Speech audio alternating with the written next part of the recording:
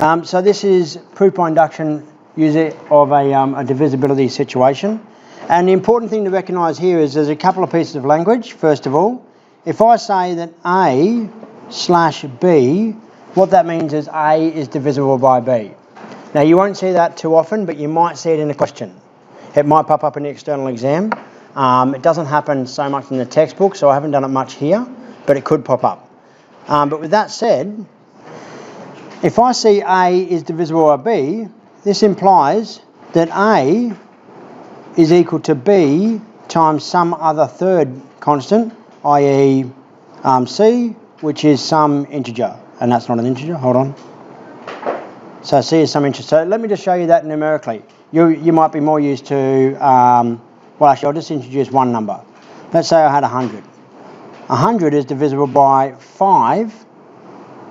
That implies 100 is equal to 5 times some other number. And that other number has to be an integer for that to be divisible. And the semi-algebraic one would be 100 is divisible by x, implies that 100 equals x times some number c. So that notation will be there, but the most important thing will be, if 100 is divisible by 5, it means 100 equals 5 times something. And I'll be using that as part of my proofs.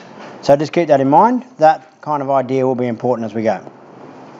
So example 3 in the proof by induction is prove that 6 to the power of n plus 4 is divisible by 5 for all n that are natural numbers. So this is integers, but now it's actually introduced that n is a natural number, so it's just saying it's a positive integer, not 0. And that gives us our, let's start with n greater than or equal to 1, which means that step 1 of our proof by induction is we're going to show for n equals 1, and that gives us 6 to the power of 1 plus 4, which is 6 plus 4, which is 10, and 10 is divisible by 5, so therefore it works for 1. Everybody comfortable with that so far? Yes. Okay, step 2 is the easy one. Assume for n equals k. So assuming for n equals k, which means we're making a statement that 6 to the power of k plus 4 is divisible by 5. And that divisible sign there doesn't really help us much, but it does mean that we can say 6 to the power of k plus 4 is equal to 5 times a, where a is some integer. We don't know what integer it is, we don't really care what integer it is, but a is some integer. And we're going to use this second result as part of our proof step. So our proof step is prove for n equals k plus 1. And to do that, we're going to show that 6 to the power of k plus 1 plus 4 is divisible by 5. Now, these are almost always power questions. Some of them aren't, but most of them are. If it's a power question, then we take the 6 to the power of k plus 1 plus 4, and typically you'll break that power down. K plus 1 is an uncommon power and we don't like it, so we can write it, and this is going to be, I'm going to do it the slow way. We can write it down as 6 to the power of k times 6 to the power of 1. It's the reverse of that index law. When you multiply two powers, we add the powers in the index. Now I'm breaking it up into two parts. Plus 4, and so that of course is equal to 6 times 6 to the power of k plus 4. And I'm going to write this down. So the first step is to break up the power. The second step is to break up that first term into two parts. And this is where you have to be a little bit logical about it. I've got this plus 4, and I want to eradicate that plus 4. So a number that I can include with that plus 4 to guarantee divisibility based on my assumption is I can break this down into 5 times 6 to the power of k plus 1 times 6 to the power of k plus 4. Again, I'm showing extra steps here that you probably don't need to show all of these steps. And 5 plus 1 is 6, so there's still 6 of them now. I've just broken up into 5 and 1. And that becomes 5 times 6 to the power of k plus 6 to the power of k plus 4. I've not changed anything. But we know from our assumption that 6 to the power of k plus 4 is divisible by 5. So we can now write down 5 times 6 to the power k plus 5a. And that's come directly from our assumption up here. So we had this, and we've swapped it out for that, where a is some integer. Any questions thus far? Can anybody see how this is going to end? It's going to end with it works for n equals 1, therefore it works for n. Well, yes, that's different. 5 times something. Yep. Yeah, then you just take 5 out as a factor instead of... Perfect. And it'd be really easy, and it would still be right, but the communication would be perfect. But it would be really easy to make a statement now and say, well, 5 times something plus 5 times something must be divisible by 5. But that's not really clean. The clean way to do it is now to do what Connor's just suggested. Take 5 out as a common factor, 6 to the power k plus a.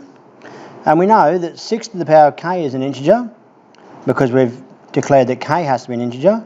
And a is an integer, so this exists in integers. It might be positive, it might be negative. We don't really know enough about it. But let's just let that equal b. So, in my opinion, the easiest way to communicate this is just to introduce a series of constants that are always integers. And I get 5b, and therefore 6 to the power of k plus 1 plus 4 is divisible by 5 if 6 to the power of k plus 4 is divisible by 5. That's the only assumption we're reliant on. And now we can do our step 4. Conclude. I'm being lazy. I don't have to write out that conclusion over and over again because you know how to write it out. Is that right? Okay. Any questions on that? There are definitely some people who would say I'm taking this a little bit too far by introducing at least the b, but I think it's a really nice way to set this out and guarantee that divisibility by introducing that b and having that layout. Oh wait, so what is the a? Because you're not ending with left. Thanks, ladies and gents. So, in example 4, we're proving, and I'm just going to check the notation, I can't remember which way around it goes. We're going to prove that 4 to the power of n plus 1 plus 5 to the power of 2n minus 1 is divisible by 21 for all n greater than 0, where n will be an integer again. So if you don't see that n as an integer, you can assume it's an integer for power-based problems. So let's start. Step 1, if n equals 0, if n equals 1, because it says greater than but not equal to 0, I get this. 4 to the power of 1 plus 1 plus 5 to the power of 2 times 1 minus 1. And that's equal to 4 to the power of 1 plus 1 is 4 squared, which is 16.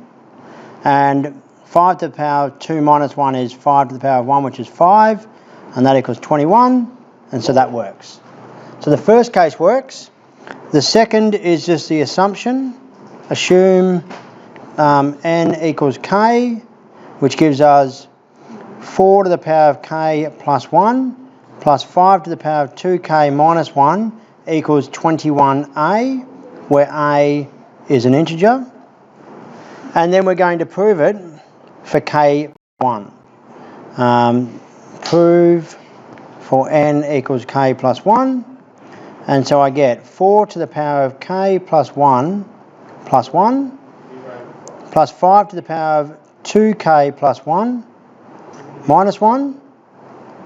And I'm going to simplify this and prove that based on that assumption, it's equal to 21 times something as well. So following through, keep in mind that I'm always targeting this assumption. I'm always looking to get an opportunity to substitute something that looks like this out for that. That will happen every time. So I'm going to work towards 4 to the power of k plus 1 and 5 to the power of 2k minus 1. And that's going to involve taking out some factors. So first of all, I get 4 to the power of k plus 2 plus 5 to the power of 2k plus 1. Now what I'm going to do is I want to reduce this one by 1. That gives me 4 to the power of 1 times 4 to the power of k plus 1. And so this gives me, that's not what I want. This gives me this thing that I want from there. And I'm going to do the same with the 5s. 5 to the power of 2 times 5 to the power of 2k minus 1. So I've got the 1 and the 2 very deliberately from the fact that I wanted to get down to those two values. Now this is where it gets interesting, because you might see how this is going to work quite soon. If you make these selections to get towards the assumption correctly, you'll see it start to come together quite early. So I've got 4 times 4 to the power of k plus 1 plus 25 times 5 to the power of 2k minus 1, and I want to get this thing out by itself with some of these, and I'm going to just try and take a whole bunch of one of them out and see what's left of the other one. So I'm going to take out 4 of the 4 to the power of k plus 1s, and I'm also going to take out 4 of 5 to the power of 2k minus 1s, and it leaves me with 21 of 5 to the power of 2k minus 1s. That's not right. 21, 5 to the power of 2k minus 1. So it doesn't matter whether I take out 1 of each, or whether I take out 4 of each, or 100 of each, but what this process will do will allow me, with my assumption, to eradicate the 4 to the power of k plus 1s completely. And so this is going to be now 4, and 4 to the power of k plus 1 plus 5 to the power of 2k minus 1 is equal to 21.8. 4 times 21.8. And I'm left with plus 21 times 5 to the power of 2k minus 1. So hopefully you can see how this is going to work. I can take the 21 out as a common factor.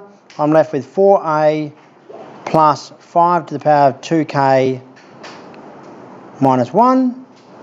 And that's equal to 21b, where b is equal to 4a plus 5. Sorry.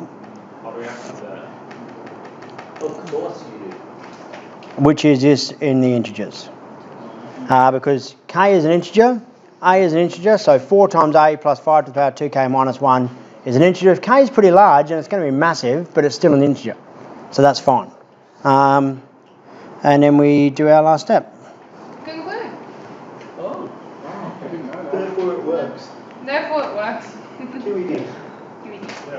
Okay, please, I am being lazy with these conclusions, but please make sure you know how to write a conclusion so I can allocate that mark to you. I don't want to be taking away that mark from people. Any questions? Can you demonstrate again? Yes, I can. No, the conclusion. Let's see, where is it? There it is. Demonstrated. QED. Yep, okay.